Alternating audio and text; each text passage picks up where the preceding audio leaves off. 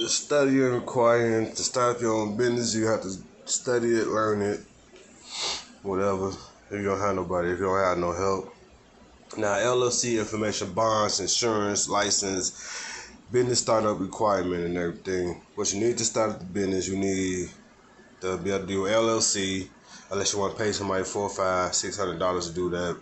You know what bonds you might need, insurances you might need, license that you might need, with the state in the city of Nevada or wherever you at, how much you gonna need, what license and insurance you will need for your business. That's all there. Learning tax forms. You will need to learn tax forms and everything so you can have your EIN number. Be able to pay your employees if you do decide to hire your employees and everything. Investments and dividends information, stock market information. That's if you want to put money annually or whatever into the stock market and everything so that you can have your own retirement. Even if you don't have your own business or whatever and stuff, and you working for somebody, you paying 401k, or you got a personal Roth investment, whatever. I think it's called IRA. Tax. This is tax documents. Miscellaneous stuff. My W-2s and everything. But that's still you have to know your tax documents, keep records of your tax documents and everything. But this is just my work. This is my W-2s and all that stuff, bank information and everything. Keep records of, I got more somewhere else over there somewhere. I got more of my bank records and statements over there somewhere. Have to learn how to write that shit out. Have to learn how to balance keep track of your money, make sure ain't no money coming out, ain't supposed to be coming out, you know what I'm saying?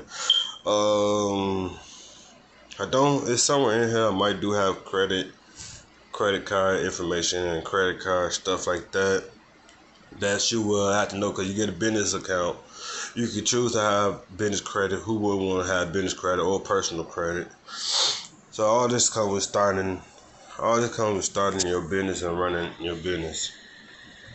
All this comes with starting a business and being able to run your business and keep your business going on.